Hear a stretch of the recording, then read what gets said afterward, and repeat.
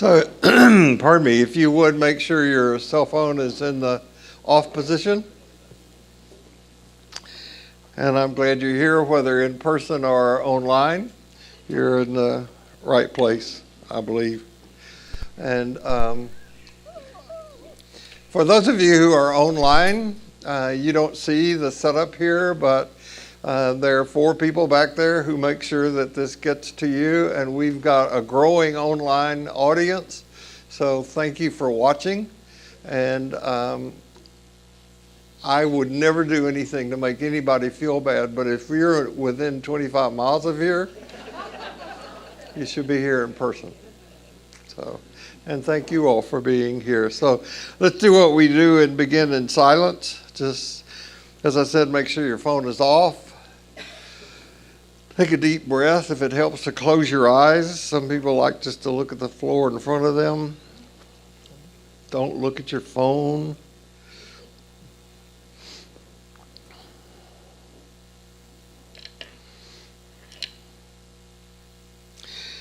May grace be in our heads and in our thinking.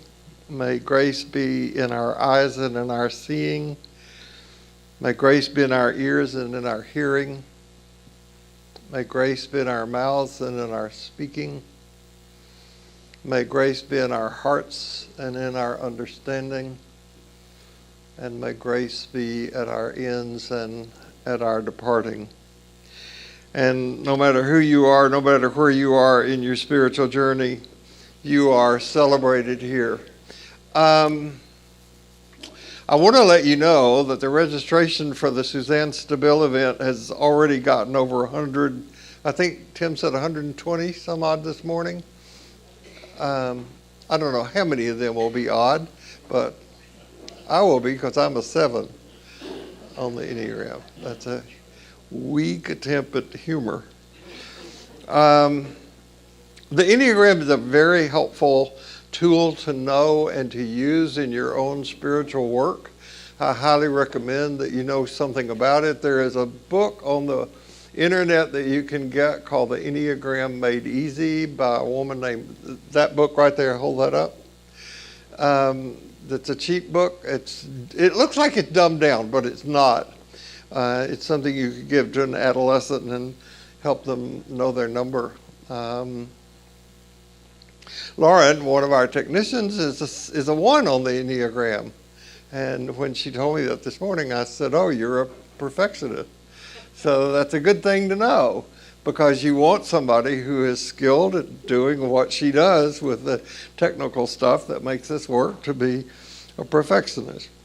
Some people look at an Enneagram book, like even the Enneagram Made Easy, and they have difficulty kind of discerning what their number is. So if that's the case for you, then on September the 10th, that's in 2 weeks, Brooke Summers Perry, who is a certified spiritual director, and she was, by the way, trained by my spiritual director, Sister Lois Didion. Sister Lois is an expert in the Enneagram. Sister Lois is the one that helped me discern that I was a 7, because in her very gentle way, she said, she asked me what my number was, and I told her that I thought I was a 5, and we'd gotten to know each other after several sessions, and she said, I don't think you're a 5, and she gave me that book to take home and look at. And I came back the next session I had with her, and I told her, good catch. I told her, I said, I don't think I'm a 5, I think I'm a 7. And she said, I think you are too. You're too much of a narcissist and smartass to be a 5. Which is kind of something to hear coming out of the mouth of a nun, but she pegged me accurately about that. So, and Sister Lois is an expert on the Enneagram, by the way, so she trained Brooke. Brooke is going to be here on the 10th to help us with talking about the Enneagram. So that's just a warning that, as I said, as publicity gets out into the wider community, we're going to sell this event out. So if you're not registered, I encourage you to do so. And a registration fee for those of you who are live streaming and you're in another state or wherever, we will send out a registration link to we'll do this live stream on that event the morning of the event, I think. That's the way you've done it in the past, so I'm assuming that that's what we will do. Okay? Is that okay? All right.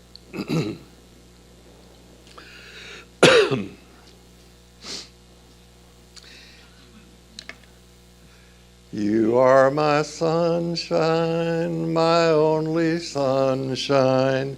You make me happy when skies are gray. You never know, dear, how much I love you. Please don't take my sunshine away. That's pretty good. That song is one of the three pieces of a puzzle that began to come together for me this week as I was preparing for today. That song, You Are My Sunshine, was written in 1939, came from Louisiana. It was used in the governor's election for governor of Louisiana. I was born in 1937, and this is one of the most popular songs ever recorded by a bunch of different people over a long period of time. And I am blessed or cursed, depending on whether you have to live with me or not, for having a memory that goes back to when I was 2 years old. I can remember things from then. I can remember my mother singing me this song at age 3, 4, 5, I remember. Of course, I had no idea what it meant. She may have been pining for a lost lover. I thought it had to do with me. But as Sister said, I am a narcissist, so that. I knew when this song came out, I had the awareness that we were at war. I remember the Sunday afternoon when the news came on the radio that Pearl Harbor had been attacked. And then later, because we lived in a town just south of the Kentucky border where Fort Campbell, Kentucky was, which is where they were training paratroopers to go overseas, many of these young soldiers would come to our town on Sunday to go to church. And after church, they would get invited by my mom to come home for dinner, for a Sunday lunch. And they became regulars. And looking back on it now, I realize they were just boys. They were just young men, really. And they became regulars, and they would bring me things that they appropriated from the Army base. Like they would bring these big balloons that they would blow up and use for target practice, but I would have them to play with in my yard. It was a great thing. You are my sunshine. So that's one piece of the puzzle. The other piece is also a song that came from that same era. It was one, however, most of you likely don't know. It's based on a true story of an airplane, the kind that dropped bombs on those people we considered the enemy. The plane had been badly damaged by anti-aircraft gunfire. None of the men on the plane was injured, but it was highly doubtful that the plane would be able to return to base. And so the pilot radioed their predicament back to the tower, and according to the story said, "Those of you who pray might consider doing so because we're coming in on a wing and a prayer." They made it back safely. That story got reported, and Harold Adamson wrote a song about it. This image is from the National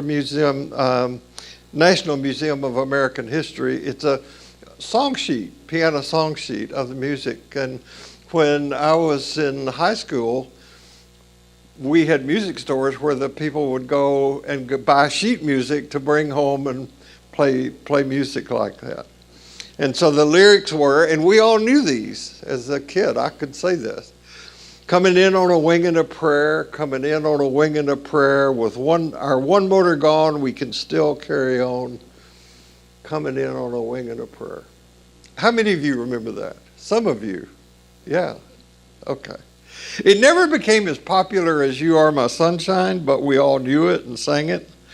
And looking back on it now, I can realize how perilous those times were for the adults in my life.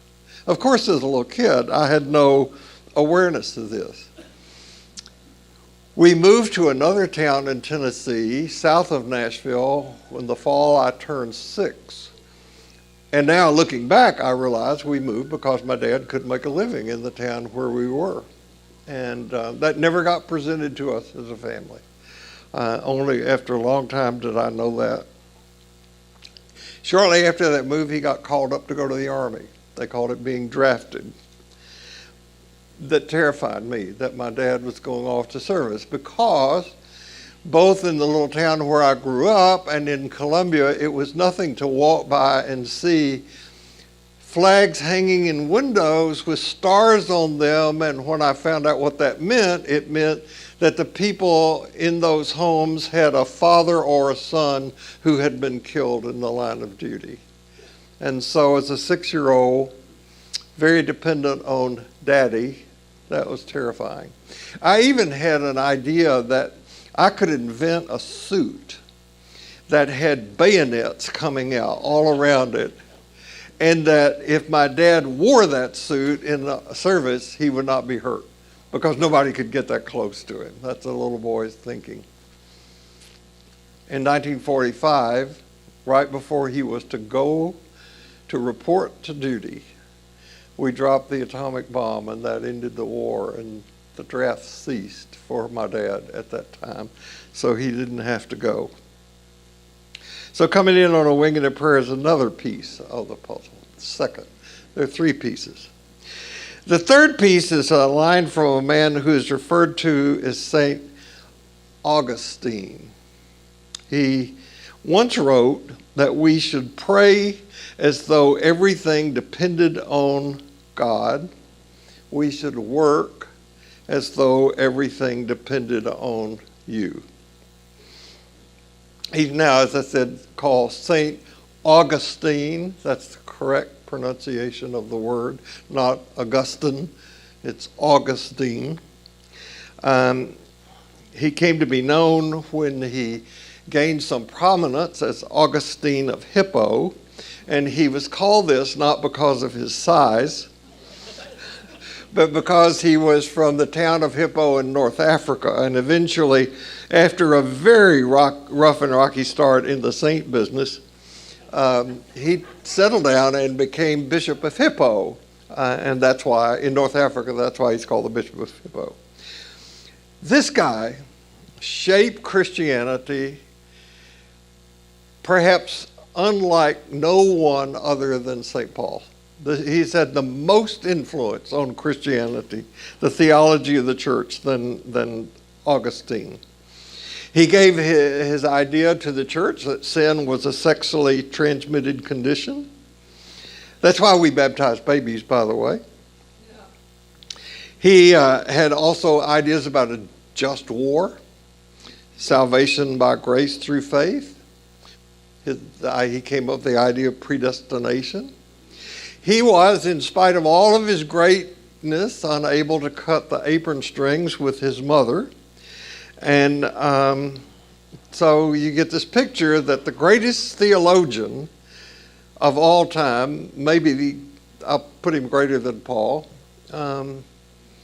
was tied to his mother's apron strings. She followed him around, told him what to do, fussed at him because of his lifestyle. And I wonder how many people are aware that the man most responsible for shaping the Christian faith outside of Paul was black. That doesn't get much press. Now, Augustine's life was one of great turmoil and conflict. In the background of his life was the messy decline of the Roman Empire. And in the foreground of his life was the messy spectacle of himself. He was just one messed up character. His mother was Christian. His father was not, nor was he in the beginning. His parents had the wherewithal to send him off to the university in Carthage, where, as many college youth are prone to do, he entered a life of wasteful living. He paddled around, and this is his quote: "I paddled around in hell's black river of lust." Now, let me translate that for you. That means as a college kid, he was really sexually active. And he eventually took a mistress. He had a son. Now, his mother didn't like this, but he ran away from his mother with the mistress and the son. Eventually, she caught up with him, but that's a whole nother story we'll get to in a minute. He didn't like the Bible. He read it. He thought it was crude and simplistic. But he was attracted by the sermons of Ambrose, and that pulled him toward Christianity. When his mother did catch up with him, she convinced him to marry a proper girl. And I say girl because she was a girl. They had to wait for her to become of age to marry. But in that time, his mother was a helicopter mom. She made him send the mistress back. He kept the son, if you can imagine, and his mother helped raise him. So during this period of time, Augustine read the book of Romans and had a conversion experience. Now, there are others who have done the same thing. Luther would have been in that category, to have had that same kind of thing. And he became a monk after reading the book of Romans. So be warned, don't go home and read the book of Romans this afternoon. And shortly after becoming a monk, his mother died, but she had accomplished her goal. And there are few mothers outside of Mary and Susanna Wesley who have shaped the church more than Augustine's mom. Later, she was canonized and became a saint. I wonder what she would think today if she knew that Santa Monica, California was named after her. But anyway, Augustine became head of a church in Hippo. Eventually, he was named bishop there. And from that time until his death, he battled over and over and over about his sinful past, as he called it. And he became ashamed of his sinful past and obsessed with it at the same time. He's the one who is credited with praying, "Oh God, deliver me from this, but not right now." Right? So by this time, the church had already decided sex is a bad thing. That's why we have celibacy. And as I said, Augustine thought sin was a sexually transmitted disease. And so his notions of sex shaped his theology. One of the lines that Augustine is known for is love God and do as you please. You've probably heard of that, right? You know, love God and do whatever you want to. But you got to remember that context is important, and that sentence comes from the context where Augustine was arguing that violence against those who disagreed with you theologically was okay. So if somebody disagreed with you theologically, it was okay to do away with them. Just love God and do as you please. So you might not want to use that phrase anymore. So it was in the midst of a huge political upheaval in Rome. Roman Empire was crumbling. Thousands of people fled across the Mediterranean and got to Hippo, where he had the unenviable task of trying to hold these people together. And in the way that he did that was that he wrote a masterpiece of a book called The City of God. That's one of his great contributions. It took him 13 years to write. And in The City of God, Augustine imagines that there are two cities. There is a heavenly city and there's an earthly city. And sometimes these are entangled and sometimes they're at war with each other. And Christians need to grasp the idea that though we live in the city of earth, we're really members of the city of heaven. And it might be possible to be temporarily happy in the city on earth, but that was a temporary happiness, and where we really resided was in the city of God. Now, though he never meant it to be taken as such, after his death, people began to equate the city of God with the church. And so anyone who was not part of the church or was opposed to the church, based on the teachings of Augustine, could be done away with.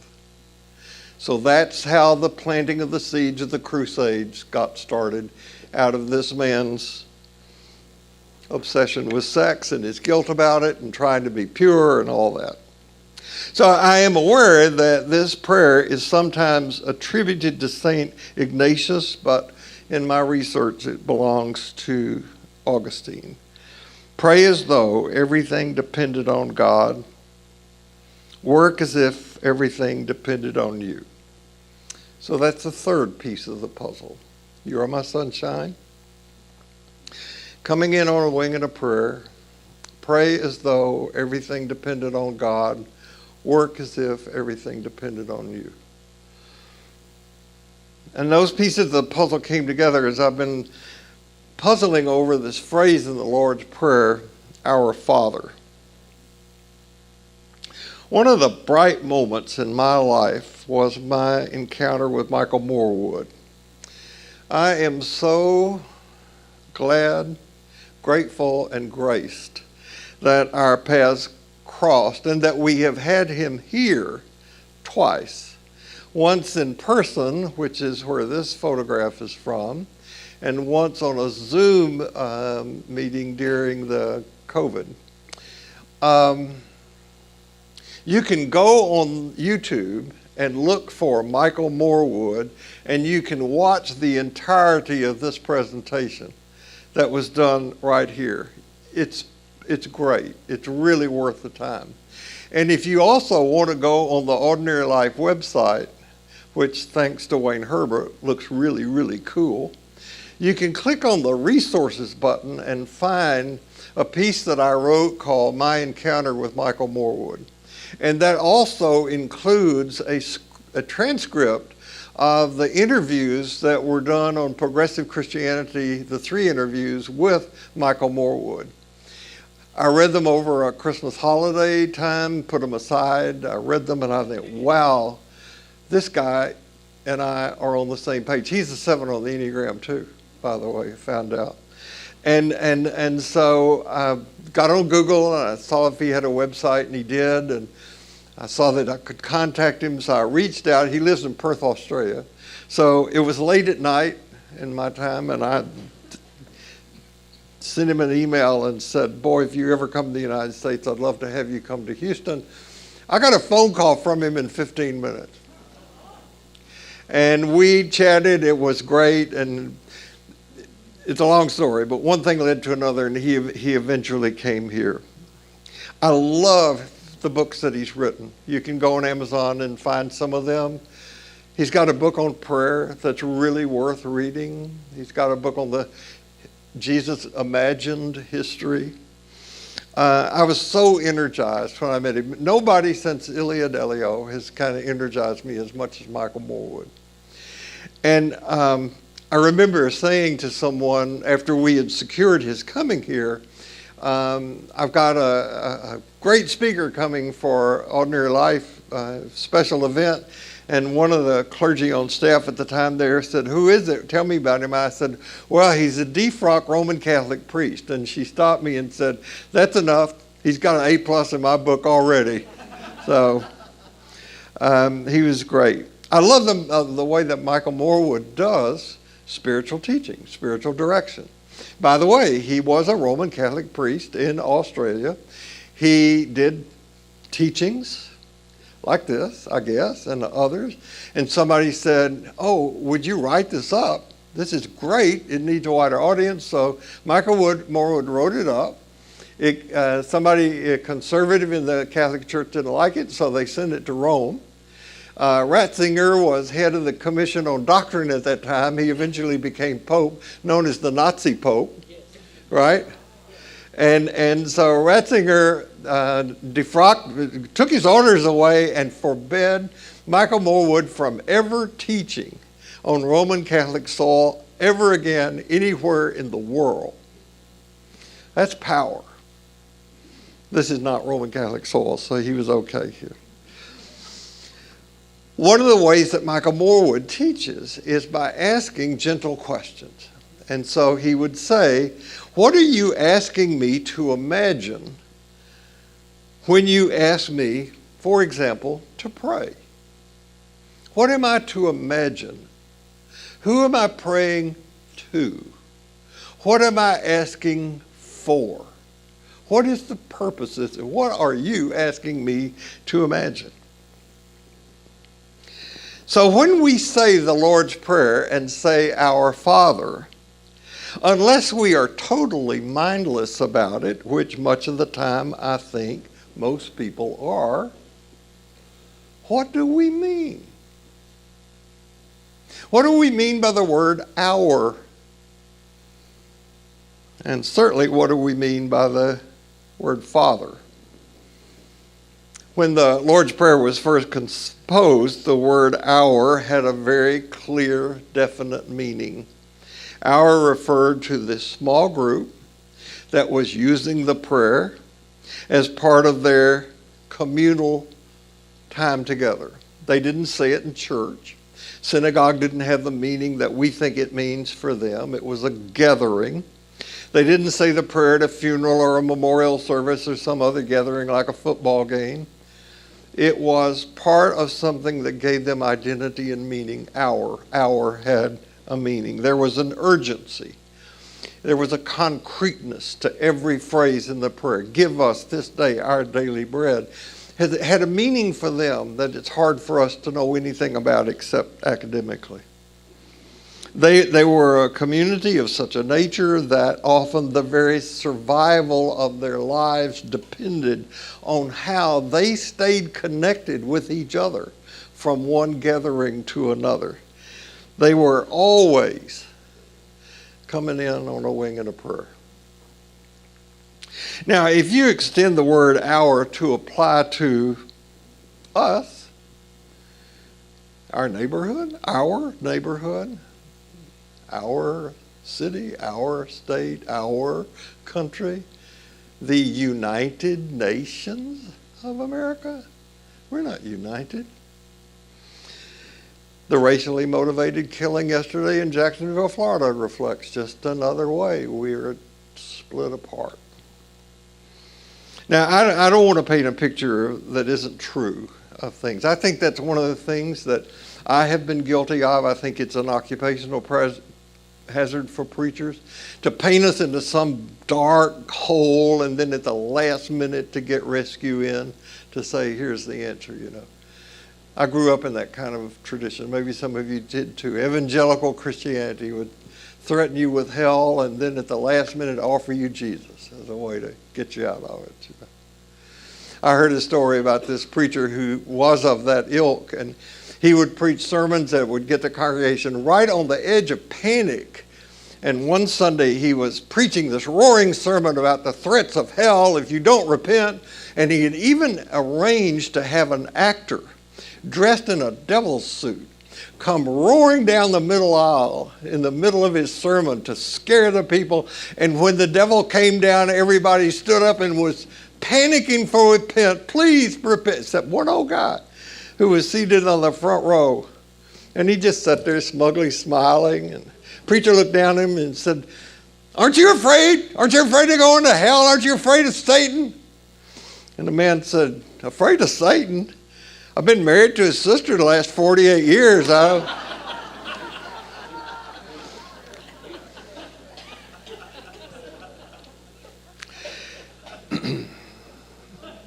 Every year there is a study, one or more, that are published by some medical organization about research being done about longevity.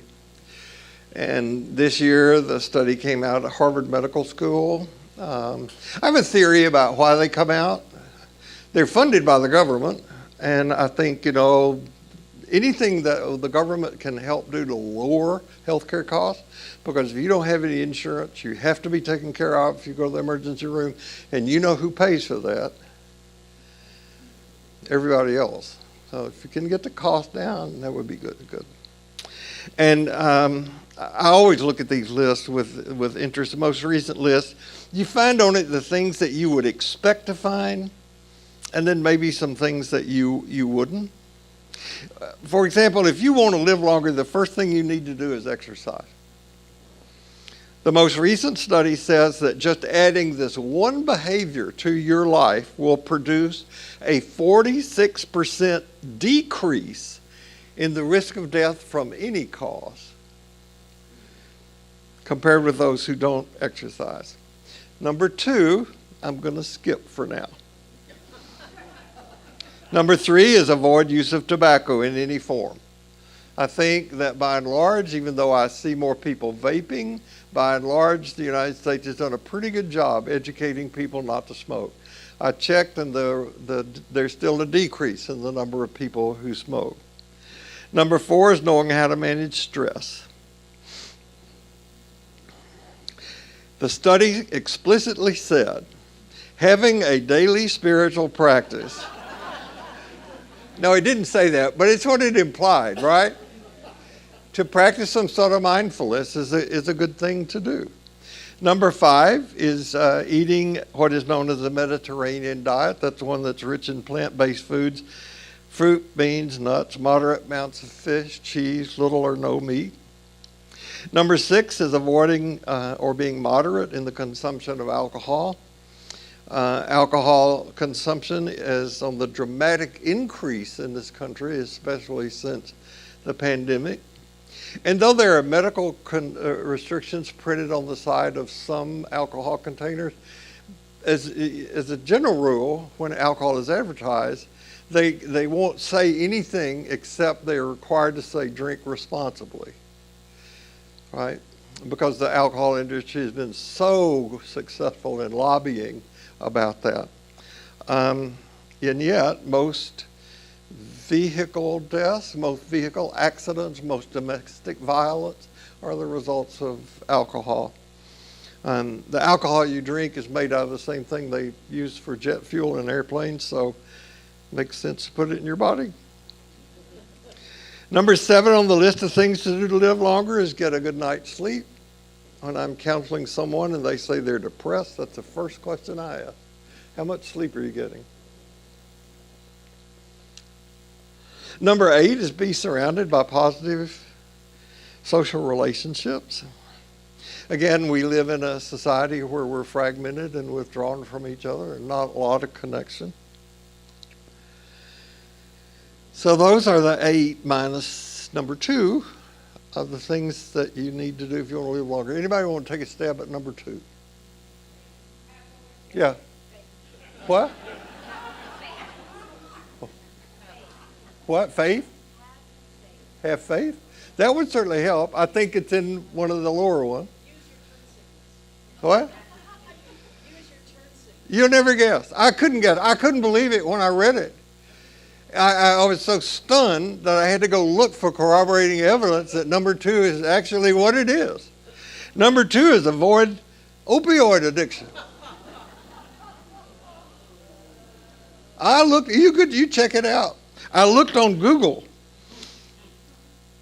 An agency within the Department of Health and Human Services reports that the opioid crisis is the United States' #1 public health emergency. I couldn't believe that.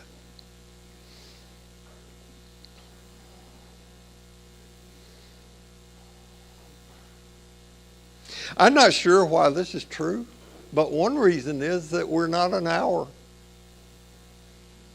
We're not connected with each other. We're not paying attention to each other. We don't give enough positive regard and affirmation and support to each other. The tribal units that we have created or that have been created by our clever use of technology fuel fear and fuel violence, not community. The ways we have of entertaining ourselves as a culture lead to withdrawal, fragmentation, and numbness. And those are down payments for a destructive life and lifestyle. Now, there's no quick fix for this because we didn't get here overnight. But my faith is, which is one of the reasons I'm standing here, that if you and I can live out lives that embody we can make a difference in this. Jesus taught over and over in what he said and what he did to say our. And in this regard, we can say to each other when we embody it, you are my sunshine.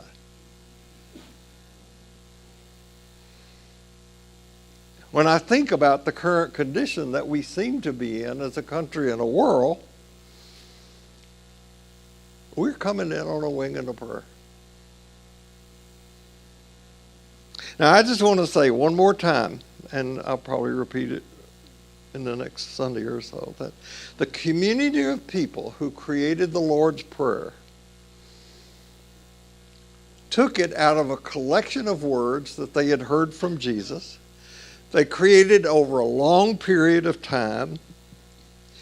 They pieced it together. The three versions that we have of it in Luke, Matthew, and a document called the Didache, which was written sometime in the mid-2nd century, is very different from the one we use in our worship today. This is stuff I think you ought to know. It was created out of a culture that we know nothing about except academically. But this prayer provided them with an identity, it provided them with a memory of their founder, and it gave them meaning. They had been told by Jesus, you're the light of the world, and they believed that, and they took it into themselves. And they knew by experience that they lit up each other's lives. They were each other's sunshine. And they provided each other the support they needed to get from one day to the next. Of course, the communities that created this prayer added to it another word that they also got from Jesus, and that was the word Father. And just as it is my belief that we'll have to continue working at understanding the true nature of the communities that created this prayer after their experience of crucifixion and resurrection, we're going to have to do some major rearranging of the religious furniture in our mind to begin to get the impact of this addition to their thinking of the word Father.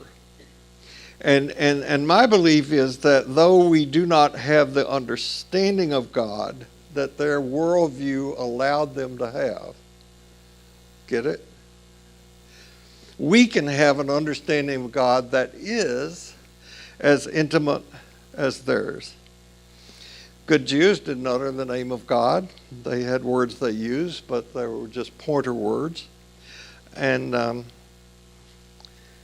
you couldn't approach God in some casual way. And then comes along Jesus, who says, Abba, Daddy. Their law required no graven images of God. God's name was so holy that it couldn't be said. For reasons that are absolutely irrelevant to why I'm going to tell you what I'm going to tell you, we have started watching The Chosen. We started with the first episode, first season. If you don't know about The Chosen, it's a multi-season series about the life and ministry of Jesus. It's very traditional, very conservative in its understanding and reconstruction of the biblical story. Sometimes it goes, in my opinion, way too far the way to capture a literal nature of the scripture. But I wanted to see what The Chosen was about because on a podcast I listened to, I heard that it is the most successfully crowdsource funded movie video production in the history of movie video production. So I learned about some of the actors, and so I said, I think I want to start watching this. It's on Prime. And so after watching the first 6 or 7 minutes of the first episode, I loudly said, I'm not going to like this. But I did. It is really, really well done. Any of you who've seen it know it's well done. And I disagree with the historical reconstruction, the literal bias, but that doesn't distract from the quality of the production and action. You're looking at Jonathan Rumi, who plays the part of Jesus, and he really depicts Jesus in a really quite humane way.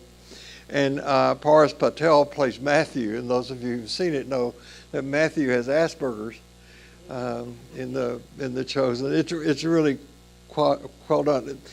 The point is that in the Chosen, it's really, really clear that Jesus has a very intimate relationship with God. And this is the mystic's approach to the sacred. Prayer for the mystic is simply and profoundly relating to the God who already resides in their being. Mystics don't expect God to do something for them, like rescue them from trouble or find them a parking place. They do live as though they can't make it without this relationship. They pray as though everything depended on God. They live as though everything depended on themselves. Now, you and I live in a time where, whether people want to know it or admit it or not, because of we are not in that pre-Copernican, pre-Darwinian, pre-Freudian, pre-carbon dating, pre-Hubble, pre-James Webb telescope, much of the other understandings that we have of the cosmos now. We're not there. So that kind of God is no longer viable for us. And yet, at the same time, religion has become more and more and more of a factor in people's lives. That you are here and that there is an interest in this sort of thing is terrific. And we're not the only place where this is happening. This is happening in a lot of para-church organizations that are interested in re-understanding Jesus and re-understanding Christianity in a really new and different way. On the other hand, we're also in a culture where Christian nationalism is a looming threat to our country. 20 years ago, what's going on today would seem unimaginable today. That there would be the banning of books and the kind of upset there is in public life and religion intruding itself in public decisions. Karen Armstrong says that her studies have shown that every single radical religious movement that sprung up in various societies, all the way from Islamic fundamentalism to Christian nationalism, has been fueled by a profound fear of annihilation. You might remember the Charlottesville uprising, and mostly guys, white guys, going through the streets of Charlottesville screaming, "Jews will not replace us." They weren't talking about Jews. They were talking about themselves. And their deep fear that there's something happening in this culture that's going to get them out of first place. When Stephen Kleinberg stood right here a few weeks ago, he talked about, months ago, whenever it was, he talked about the fact that Houston has got the opportunity to be the future of the country because we're so diverse. And we have the opportunity to be an hour in a way that could be a model for the rest of the country. Now, whatever you think about religion, it's something humans have always done. We're constantly creatures seeking a way to go beyond the self. That's one way I understand the opioid crisis. I mean, to take opioid, another word for it is to get high.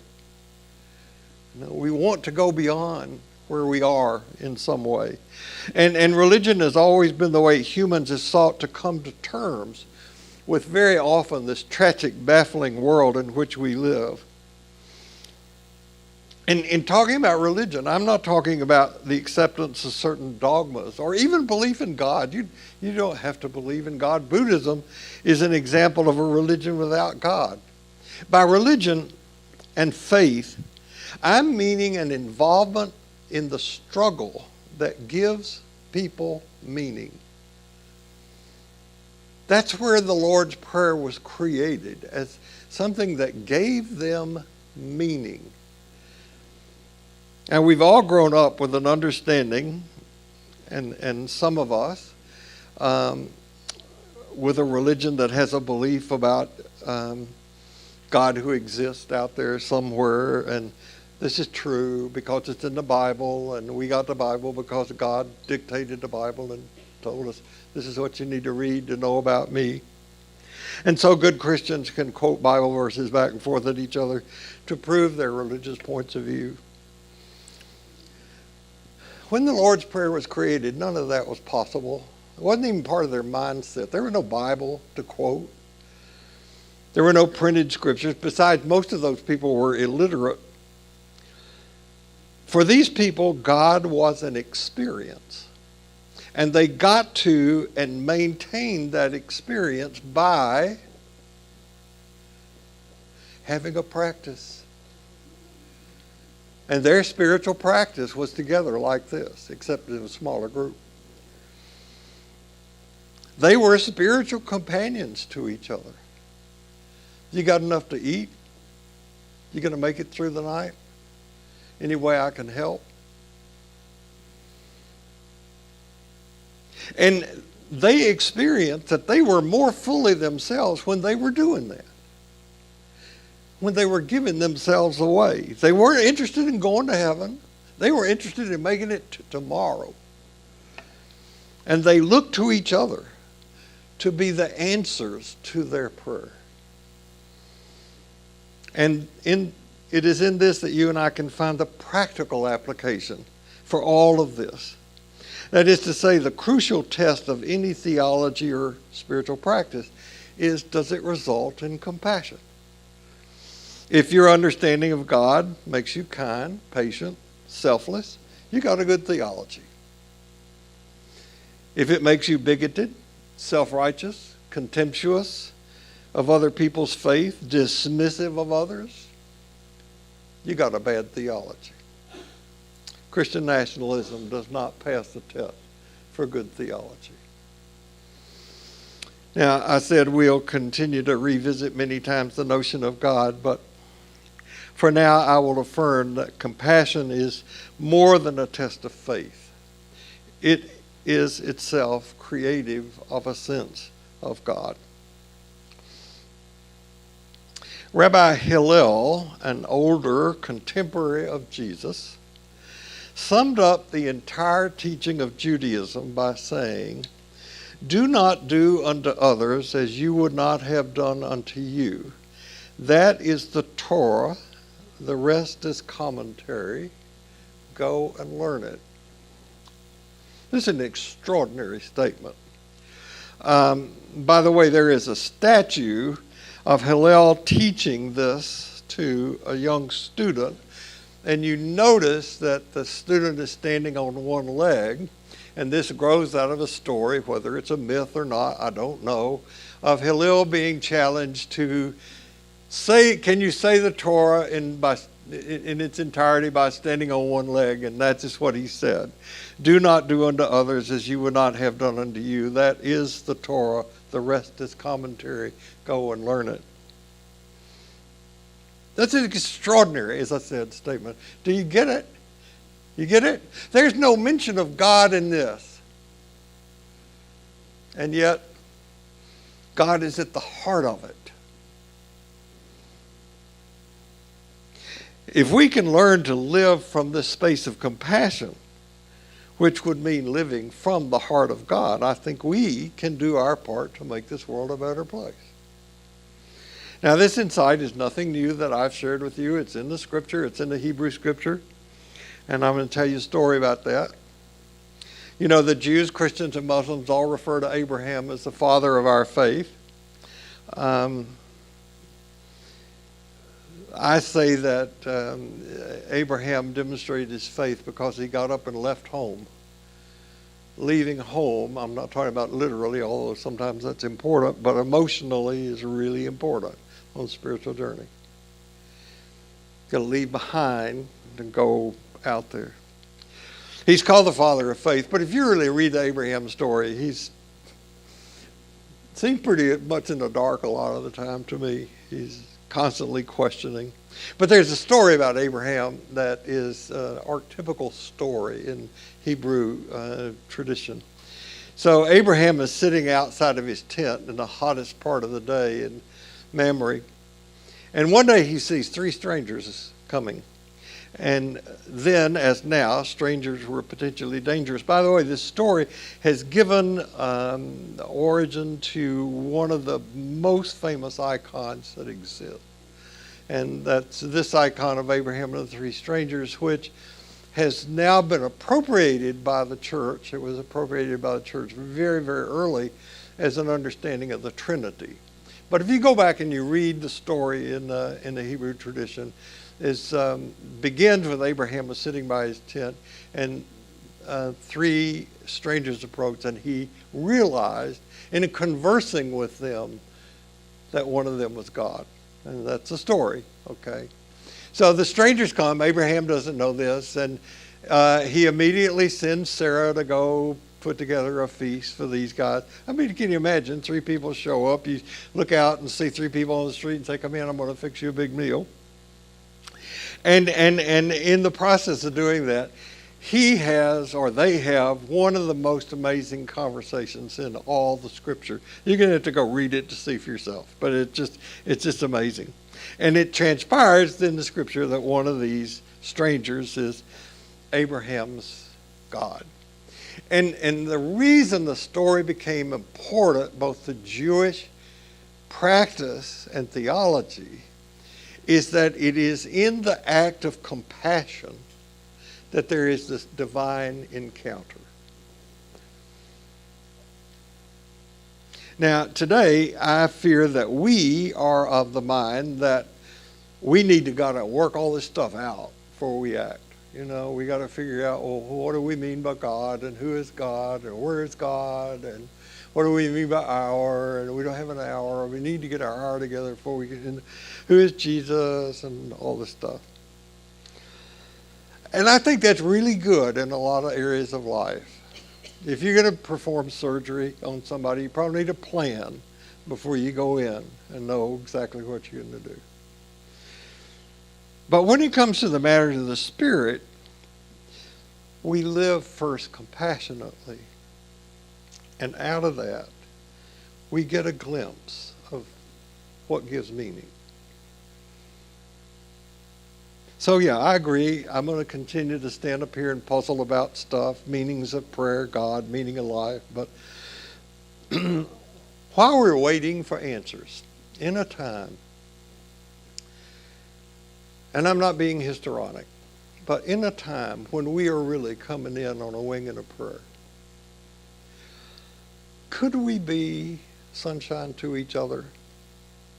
And could we pray as though everything depends on God, but live as if everything depended on us?